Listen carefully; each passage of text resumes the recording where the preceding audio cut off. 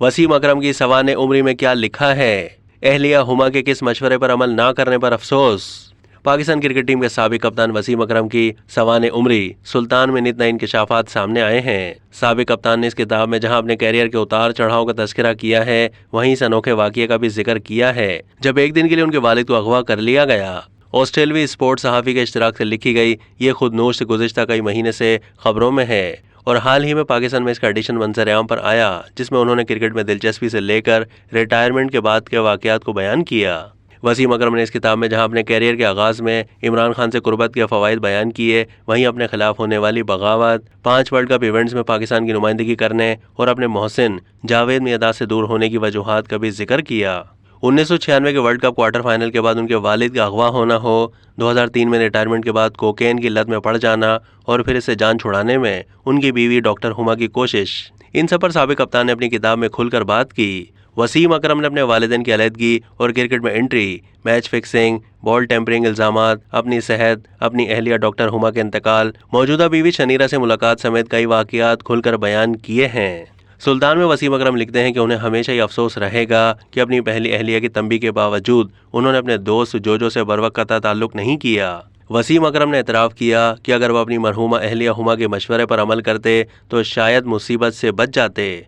उनके बकौल जोजो और उसके भाई राजा को वो क्रिकेटर बनने से पहले से जानते थे और उनसे कुर्बत का ये आलम था कि वसीम अकरम की पहली शादी के तमाम इंतजामात भी उसी ने किए थे, लेकिन उनकी अहलिया हुमा को वो बिल्कुल पसंद नहीं था।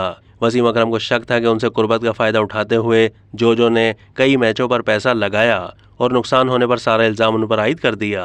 उन्होंने ये भी बताया कि इसी मैच फिक्सिंग की वजह से उनके वालिद को भी एक रोज़ के लिए लाहौर में एक अनाड़ी रिक्शा ड्राइवर ने अगवा किया।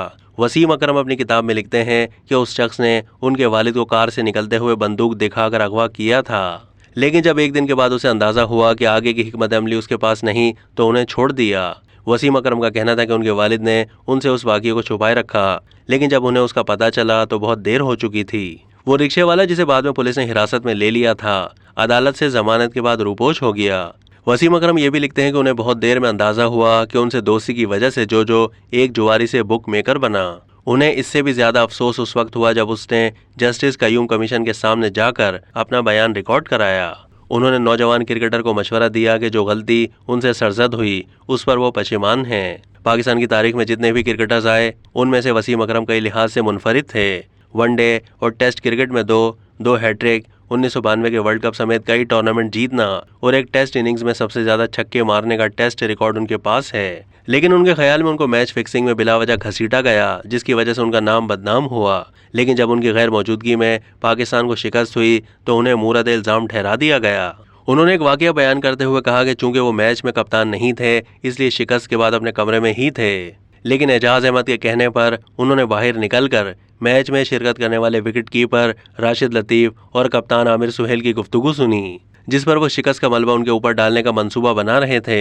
इस किताब के जरिए मद्दाहों से सवाल किया कि ना तो इस मैच में स्लो ओवर रेट और स्लो बैटिंग के जिम्मेदार वो थे, ना उन्होंने 15 वाइड और 4 नो बॉल्स फेंकी और ना ही गुस्से में आकर उन्होंने अपनी विकेट थ्रो की। लेकिन जब शिकस्त का जिम्मेदार ढूंढने की बात आई तो उनको आगे कर दिया गया, जो इसके लिए ज्यादती है क्योंकि वो इस मैच का हिस्सा नहीं थे। 1999 के वर्ल्ड कप फाइनल के बारे में वसीम अकरम ने मजीद कहा कि उस रोज पाकिस्तान टीम के ड्रेसिंग रूम में कई गैर जरूरी अफराद मौजूद थे, जिनकी वजह से लेग स्पिनर मुश्ताक अहमद और असिस्टेंट कोच रिचर्ड पाई बस को भी लॉर्ड्स के ड्रेसिंग रूम में बैठने की जगह नहीं मिली।